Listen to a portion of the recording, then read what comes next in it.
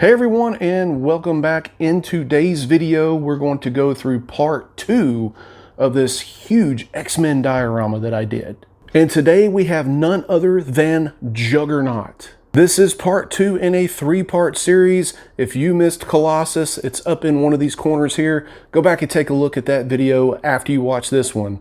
So we're not going to waste any time. We're going to go ahead and get into it right now. Okay, so to give you an indication how big this damn thing is, this is like the size of a small toddler, but this is what we're working with. So when I'm painting this thing, I'm probably not going to be able to dial in my camera like I really want to, so you're going to kind of have to just follow as I go. But we're going to go ahead, throw some primer on it real quick, wait a few hours for it to dry, and then we're going to start laying base coats and blocking the thing out. Let's get to it. All right, so I primered this in a black because I'm going to use a metallic color over it, and it just actually brings out the color a little bit better with a darker primer. So first thing I'm going to do is I'm going to color it with this Vallejo copper here, and then I'm going to put a brown wash on it. Then I'm going to do some dry brushing with this here again, and I'm going to bring out some of the highlights, and then I'm going to go back in with a metallic on some of the details here in the helmet where it looks like it's had the hell beat out of it. So we're going to make it really weathered, really kind of gnarly looking and everything, just like Juggernaut would look like.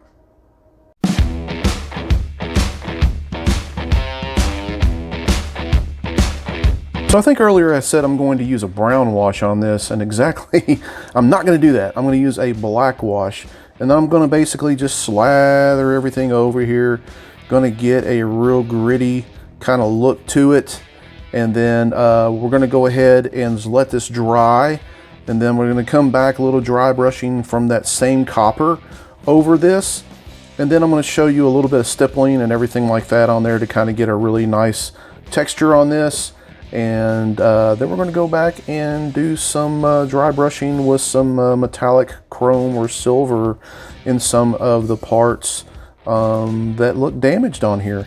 But I did not seal this before I'm washing it, and you don't need to because it's a metallic. So just go ahead and, well, there we go. Now let's just let that dry a little bit, and we're going to come back, do a little bit of dry brushing.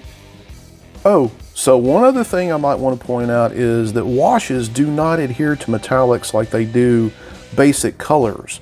So it may be necessary to go through and add another coat or two. It will bubble up like it's doing right now, and then all you do is just kind of spread that around a little bit. You can also go back with like a towel or a sponge and pop some of these bubbles or whatever if you'd like. Just kind of go back on and dab it, and that'll kind of eliminate some of that. But keep that in mind that, yeah, washes are a little bit different on metallics than they are on normal paint. So after a little bit of drying time, this is what it looks like. As you can see, it looks really aged. A lot of those cracks and crevices are kind of filled with a little bit of that paint. And then what I'm going to do next is I am going to seal it, because when I use a flat sealer like this right here, that's what I use, it is going to dull it out a little bit. But I don't mind that because I'm going to go back and dry brush a little bit over the top of that and bring out that metallic look. If I don't seal it, what's going to happen is this whole wash that I put on here is eventually going to rub off. So I want to go ahead and seal it, and then I'm going to go back and do a little dry brushing. Now you may say the dry brushing you put on there may rub off too. It will to an extent, but that paint will actually bite into that top coat right there. So that's a little bit of explanation. A lot of people have been asking about why I seal certain parts and not others. So hopefully that helps you out. But yeah, I'm going to go ahead and seal that. And that looks really good like it is right now. We're going to see how it is once it's sealed. And then I go back, do some dry brushing, and then I'll go back in some metallic parts on here, some scratches and stuff like that. All right, so this is what it looks like after it's sealed. It didn't dull it out too much, but watch this. So I'm going to take this old stipple brush here, and then I'm going to go back in with some of that copper paint, put it on the end of it a little bit, get a little bit of dabbing going on here, and then go back and put some like that on there. Scratches and all kinds of stuff. You could just go crazy with it if you want to, but I'm trying to do this a little sparingly. You can also do this with just like a regular brush. But what this is going to do is this is going to bring back some of those metallic high points. Like I'm going to go on the rivets here, some of the edges. See how like that shimmery comes back out? Then like go back in with some of the scratches all over it. But this kind of gives you an indication of what you can do. And then you can just take an old crusty dusty brush over here and just go back in and do a little bit on the high points. I'll get it right in a minute, guys. And yes, I am painting standing up. I do that sometimes, it's really weird.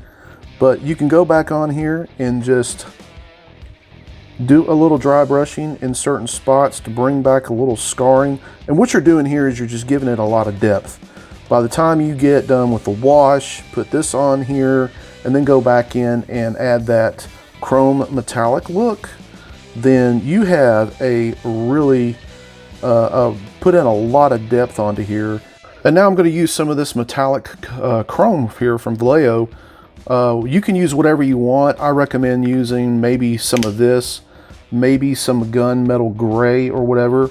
And then I'm going to use that same brush, that same little stipple sponge that I've got. I'm going to go back in and then I'm going to just put some on here, dab a little bit of it off in here. And then if you look, like really on the edges, I'm going to go in and do some of this, put some of this scarring on there. But like some of the lips and some of the edges, like where it would possibly get worn. I'm going to kind of do that, if you can see in that a little bit. And I can just go through the model however I want. I'm not going to do too much of this. Just kind of give it a little bit of battle damage. Maybe in some of these areas where it's raised a little bit. And then I can take my same brush and go back in and do the same thing. Kind of brush a little bit over.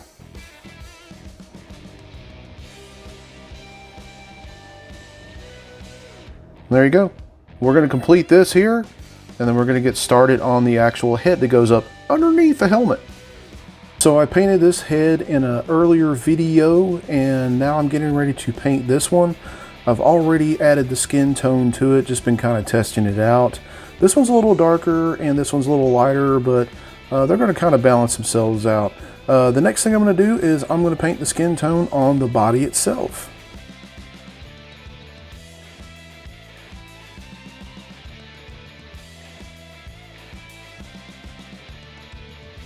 Okay, so the next couple of things I'm going to do with the skin tone is I'm going to use like a mix of my skin tone, and then I'm going to use a little bit of whatever I mixed up here. It's a little bit of a this advanced flesh tone right here. It's a little bit of rose brown, this right here, and a little bit of the skin tone that I mixed up.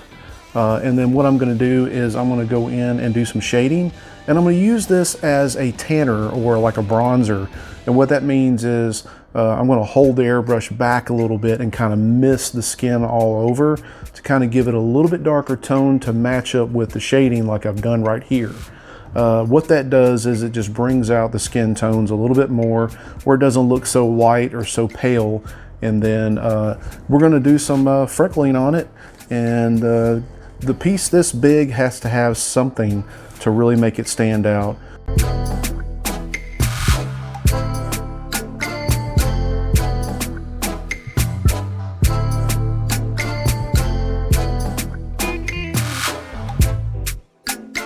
So now we're going to do some veining, and the first thing I'm going to do is take these two colors, get a good mix out of them, more so of the faded ultramarine, just a little bit of the faded plum. Going to dilute them down really good like as in a glaze, and then we're going to take the brush and go through and put the veining in. You can also do this with pastels or with an airbrush, but the more effective way for me at this size of scale is going to be to brush them on.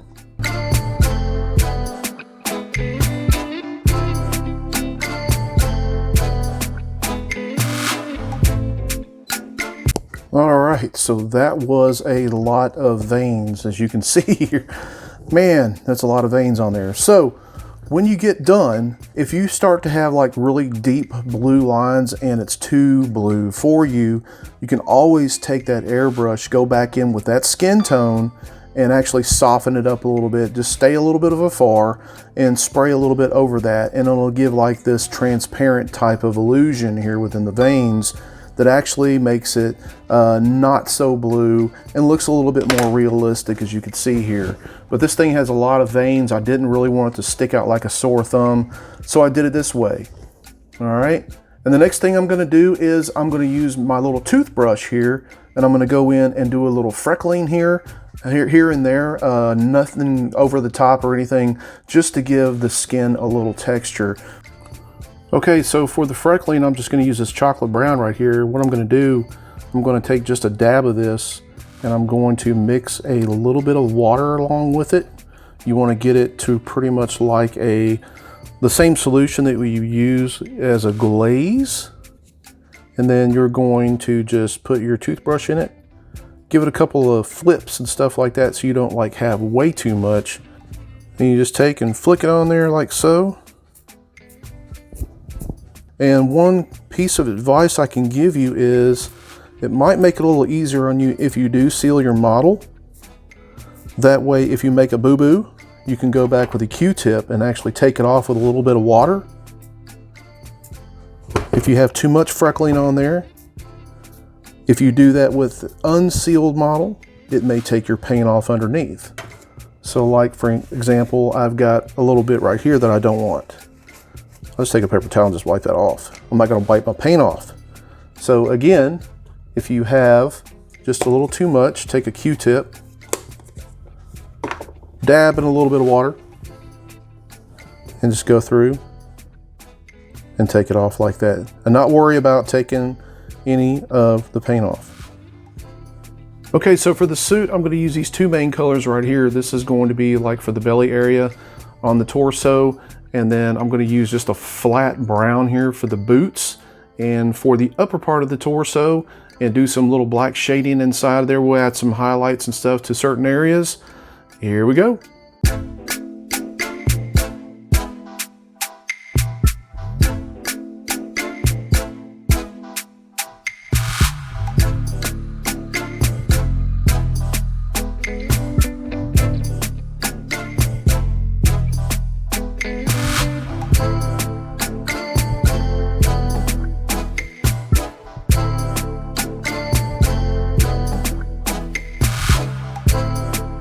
Okay, so the next thing I'm going to do a little highlighting with this flat brown from the model series. This is like flat brown, but it's lighter than that flat brown. Help me understand, Jaleo. Here we go.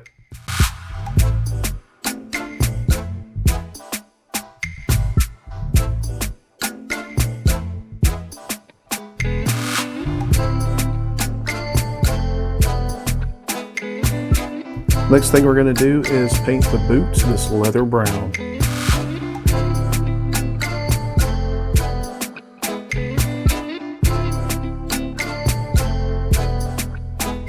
All right, guys, I'm at a point where I'm going to have to finish this thing off camera and just kind of go over with you what I did. I've done dropped this thing like 3 or 4 times. It's bulky, it's huge. As you can see, this thing is like a small child here, and it's hard to maintain a camera and do all that and get a good angle and stuff. There's not much left to do. I got some shading I got to do here and do the gauntlets or the bands up here and everything.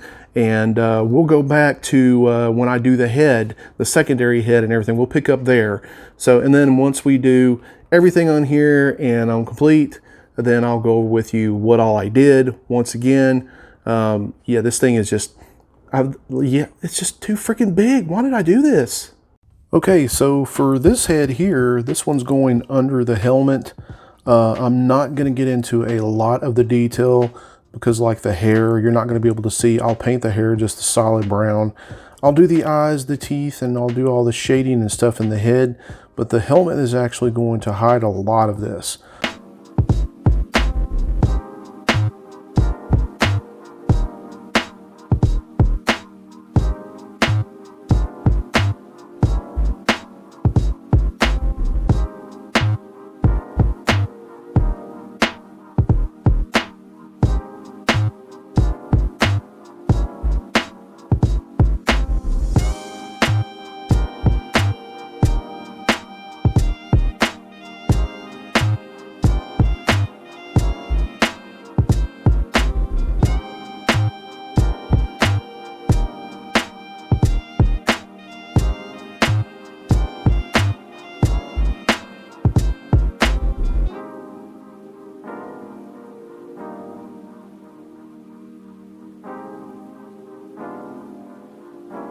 All right, so here on Juggernaut, I got everything painted up. I got him back on the base here, along with Colossus.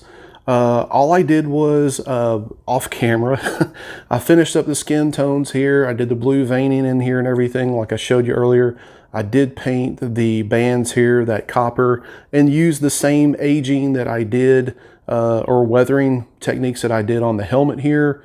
And then I just went in and did some shading here on the body. You know, I used a little bit of black right in here and throughout the torso and everything. Not much that I didn't finish here. I did the gold buckles on here on the feet.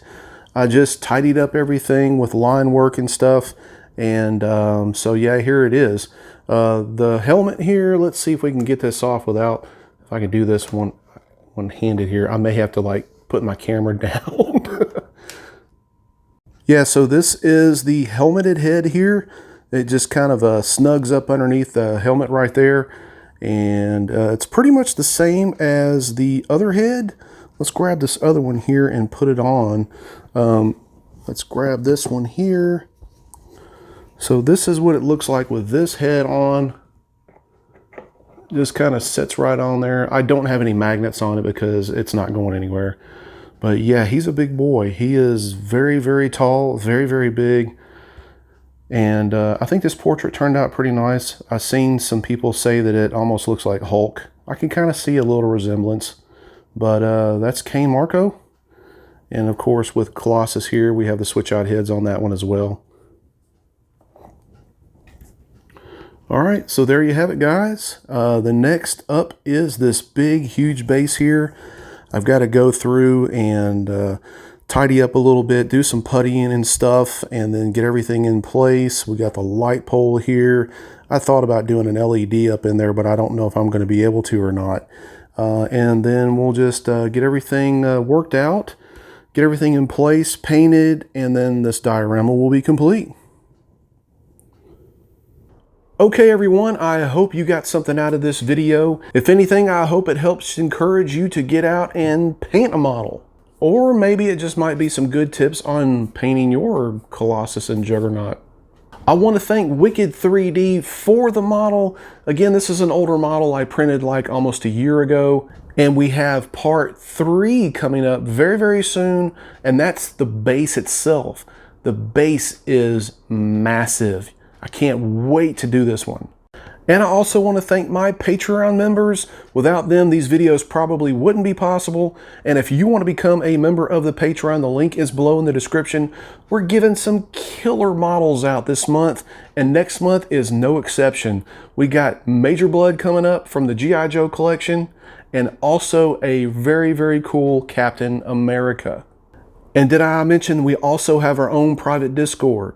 And as always, everybody, stay safe out there. Get out and create something. Print, prep, paint, repeat.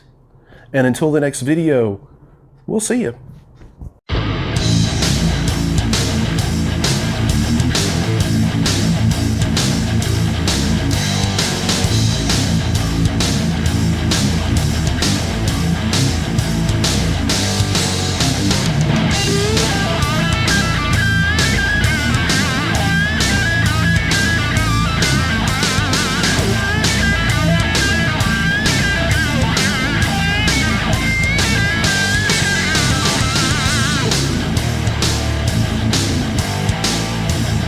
Yeah, after I get the base done on this one, I got another big, huge monster print I've got to finish up. I did it again.